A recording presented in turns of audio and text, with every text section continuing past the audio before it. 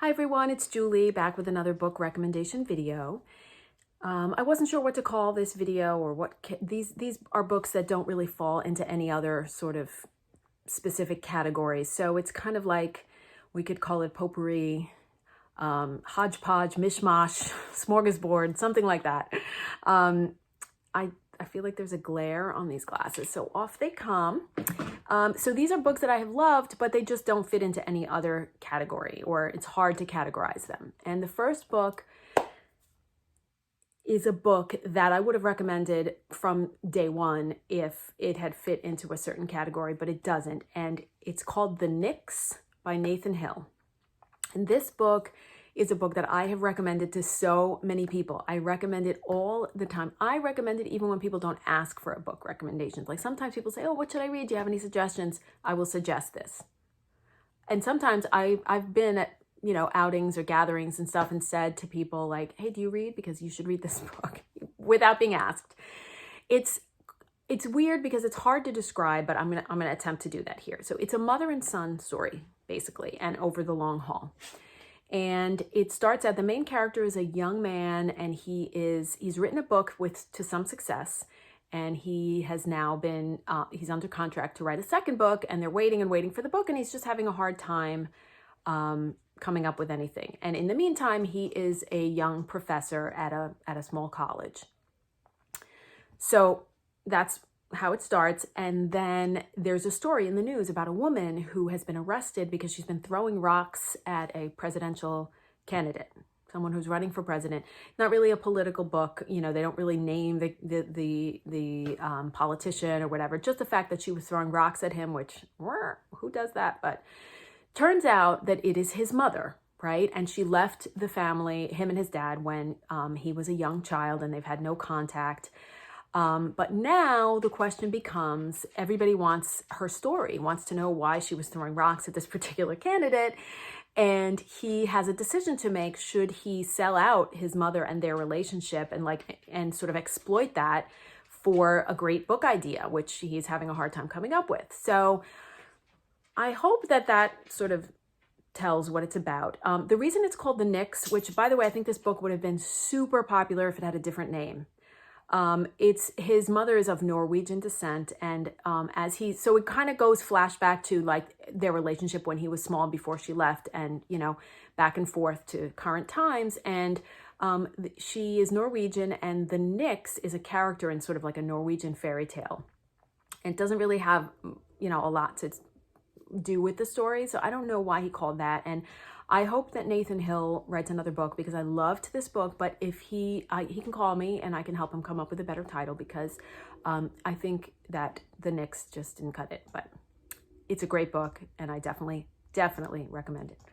By the way, all of the books that I'm recommending are available on either Hoopla or Libby or both, and they're available generally as either an ebook or an audiobook or both. So you should have no trouble getting your hands on any of these. The next book is called No Exit by Taylor Adams. Okay, damn, this book. Okay, this book was literally an edge of your seater. I could not contain myself when I was reading this book. It's about a college student named Darby, and she's driving home from college to see her ailing mother. Her mother's sick. She's going home to see her, and I think she's driving through like Colorado or somewhere, and it's around Christmas time, so there's a blizzard and it's really bad. She can't drive. She pulls into a rest stop where there are like 4 other people also waiting out the storm. And when she goes outside to try and get cell reception, she notices inside one of the vans, that belongs to one of those 4 people, that there is a crate in the back, and there's a small child in the crate. And so now she knows that one of them is a kidnapper, and she doesn't know who, and she's stuck there. So I know small child in a crate is way uncool, but it was just such a good book. I don't know. I found myself trying to read ahead to see like what was happening, and just because I couldn't stand the suspense. But it is, I could stand it. I loved it, but you know what I mean. And there's some gore in this, a little bit of gore, and you have to, a little bit of suspension of disbelief, but really, really an exciting, good book to sort of take your mind off things. The next book is a little more serious. It's called Ginny Moon by Benjamin Ludwig. This one's only available on Hoopla. I should mention that. I picked this up last year and I thought that it would be kind of like Eleanor Oliphant or maybe, you know, The Kiss Quotient or things like that. But this was much more serious, much more raw. And the main character is Ginny, and she's a child, and she's named Ginny because her mother loved gin and tonics. So just goes to show where her background is, what her background is like. And she is autistic, and she has been adopted by what she calls her forever parents. But she's very literal, and she's having a hard time forgetting certain things about when she was with her birth mother, and specifically what she calls her baby doll. It's a heartbreaker of a book, but so good. It's raw and emotional. And if you like that kind of thing, I once had a friend say to me, can you recommend a book, but not a sad one, because you always read sad books. And I don't think that that's true. First of all, I don't, but, I don't know. I like books with an emotional, punch. So that's this one.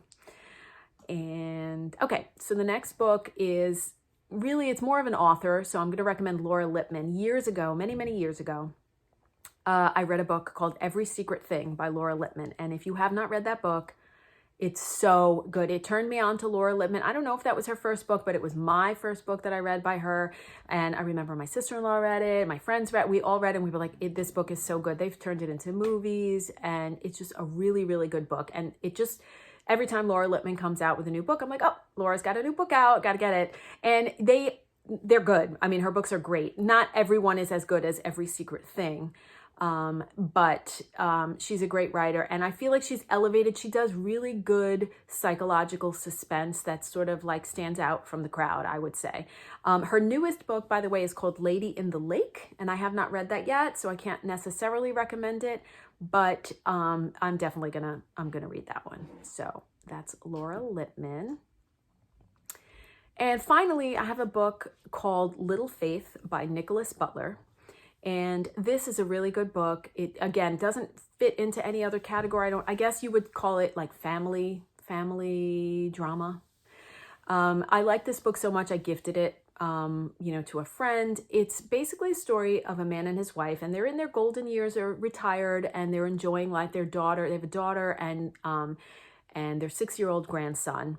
And, they just have like a really nice sort of peaceful life. And then their daughter becomes involved with an extremist church type of thing. More like a cult, I guess, maybe. And it kind of puts her and the 6-year-old grandson in danger. And it's how, the man and his wife, how they handle it and how they deal with the situation. And it's just a really good book about relationships and family. I really liked how all of the relationships were depicted in this book. In particular, the man, and I don't remember his name, but maybe it was Samuel, maybe. But anyway, he has a really good friend. It's another man who's a neighbor of his, and they get together and they play checkers and things like that. And it's just a really great writing on this book, and I really enjoyed it. So Little Faith by Nickolas Butler. And that's all I have for you today. I hope everyone is staying safe, and I will see you next time. Bye.